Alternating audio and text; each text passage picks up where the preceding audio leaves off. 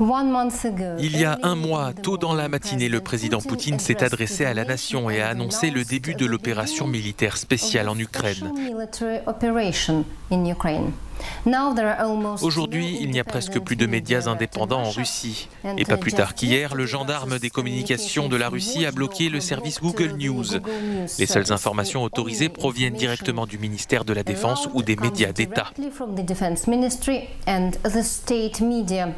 Il est dit aux Russes que Moscou ne frappe que des cibles militaires et que des civils sont tués et torturés par les nationalistes ukrainiens. Ceux qui disent non à la guerre sont qualifiés de traîtres à la nation et beaucoup ont quitté le pays.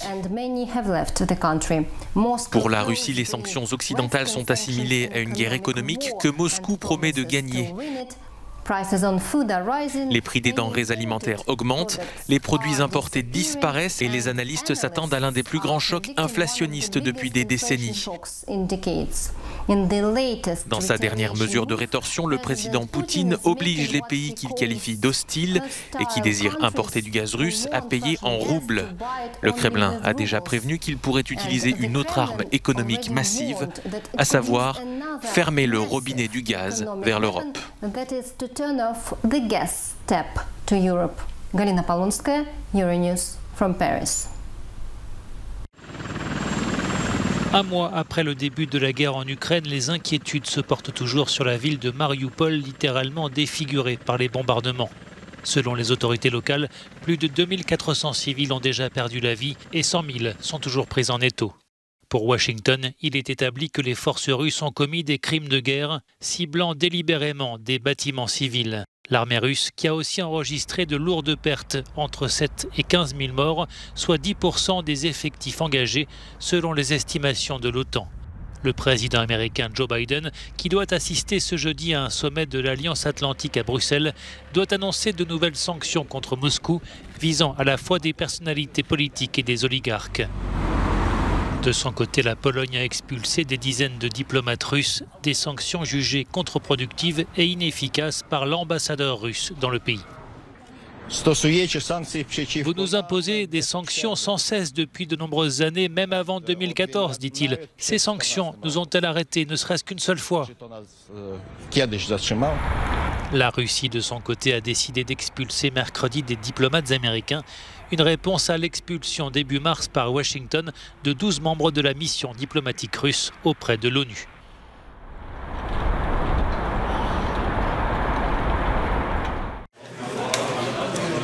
Sergueï Lavrov met en garde l'OTAN contre l'éventualité d'un déploiement de forces de maintien de la paix en Ukraine. La proposition a été faite par la Pologne, membre de l'Alliance Atlantique et l'un des principaux alliés du gouvernement ukrainien. Pour le ministre russe des Affaires étrangères, il s'agit d'une dangereuse provocation. Nos homologues polonais ont déjà dit qu'il y aura un sommet de l'OTAN et qu'une décision d'envoyer des soldats de la paix devrait y être prise. J'espère qu'ils comprennent ce dont il s'agit. Il s'ensuivrait un affrontement direct entre les forces russes et celles de l'OTAN, ce qui, comme tout le monde l'a dit depuis le début, ne doit jamais avoir lieu en principe.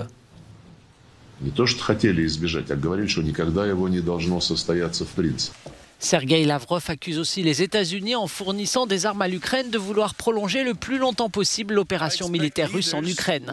L'OTAN répète ne pas vouloir entrer en guerre contre la Russie.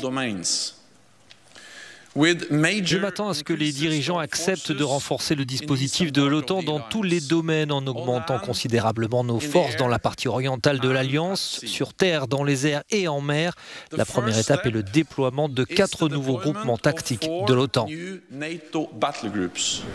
L'OTAN promet aussi d'apporter une aide supplémentaire à l'Ukraine pour faire face aux menaces chimiques russes et se prépare à protéger les alliés contre une attaque nucléaire.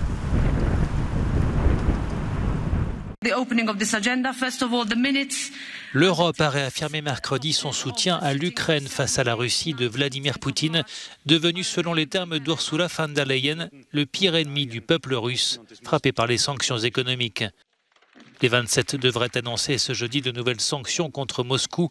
Objectif, renforcer la pression sur le maître du Kremlin pour qu'il mette fin à la guerre en Ukraine.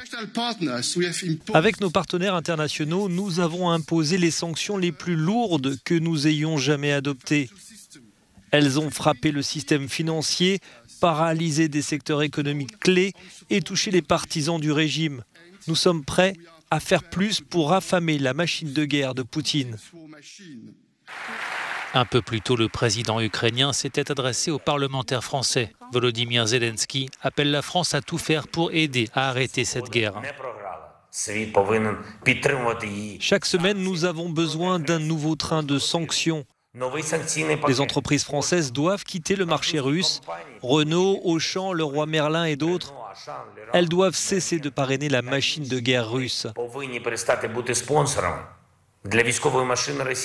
À Moscou, Vladimir Poutine a annoncé mercredi que la Russie n'accepterait plus de paiement en dollars ou en euros pour les livraisons de gaz à l'Union européenne. Le président russe entend riposter aux sanctions en ciblant à son tour les monnaies occidentales. Un certain nombre de pays occidentaux ont pris des décisions illégitimes sur le soi-disant gel des avoirs russes. Ils ont en fait tiré un trait sur la fiabilité et la confiance de leur monnaie. Vladimir Poutine, qui vient d'être lâché par l'un de ses conseillers, Anatoly Choubaïs, l'architecte des réformes économiques de la Russie post-soviétique, a démissionné de son poste d'envoyé spécial du Kremlin et a quitté le pays en raison de la guerre en Ukraine. Sécuriser l'approvisionnement énergétique et limiter la flambée des prix des hydrocarbures en Europe. Pour y parvenir, la Commission européenne propose une coordination des achats conjoints de gaz et elle veut fixer cette année à 80% le stockage minimal de gaz dans les États membres. L'institution espère ainsi atténuer les conséquences de la guerre en Ukraine sur le marché de l'énergie. Nous proposons des achats communs de gaz et des règles plus strictes de stockage. Car au lieu de faire de la surenchère et de faire grimper les prix, nous devrions peser de tout notre poids et commencer à acheter du gaz ensemble en tant qu'Européens et non comme 27 États membres différents. Les États membres devraient disposer de réserves de gaz suffisantes pour les 2 prochaines années. L'Union compte actuellement 160 installations de stockage remplies à 26% de leur capacité. Certaines de ces infrastructures appartiennent au russe Gazprom. Leur approvisionnement a été inférieur ces derniers mois à la moyenne européenne. La Commission envisage désormais d'expulser l'entreprise du marché européen si elle ne remplit pas ses obligations. Plusieurs actions peuvent être entreprises si elle n'agit pas. Par exemple, s'il y a une certification, vous pourriez la retirer et ainsi éviter que ces entreprises opèrent en Europe. Je pense qu'il y a des moyens légaux, pas nécessairement la nationalisation, qui peuvent être utilisés pour pousser ces entreprises à remplir leurs stocks. La Commission ne souhaite pas pour le moment intervenir pour réguler les marchés. Certains pays membres souhaitent pourtant une telle mesure. L'institution fait valoir qu'un plafonnement des prix ou un découplage des prix du gaz peut être bénéfique à court terme, mais que cette intervention pourrait à plus longue échéance engendrer des risques. Cette question sera d'ailleurs à l'ordre du jour du sommet européen jeudi et vendredi à Bruxelles. Lviv, à l'ouest de l'Ukraine, n'est pas encore touché par des combats, mais le patriotisme et la résistance à l'envahisseur s'organisent à travers des images et des messages forts. Cet imprimeur sérigraphe met ses machines et son savoir-faire au service de son pays en imprimant bannières et autres affiches de propagande patriotique ukrainienne. Ce sont des slogans patriotiques qui motivent notre peuple et nos soldats. Nous faisons cela pour le patriotisme, pour un plus grand esprit de combat. Nous faisons cela pour le peuple. Il est écrit ici que c'est notre terre et que nous ne lâcherons aucun morceau. La Crimée, le Donbass, la région de Lougansk, tout cela est l'Ukraine, nous ne céderons rien. Des slogans et des symboles qui se retrouvent dans les boutiques de la ville, des souvenirs à la fois pour ceux qui ont choisi de partir et qui emporteront un souvenir patriotique, et pour ceux qui restent comme un symbole de reconnaissance.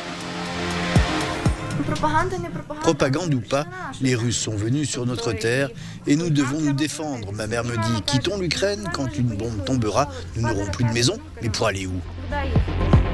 Dans les rues de Lviv, les bannières officielles fleurissent sur les bâtiments publics et les artistes de rue, graffeurs ou affichistes s'en donnent à cœur joie pour opposer l'art et la création aux bottes et aux armes.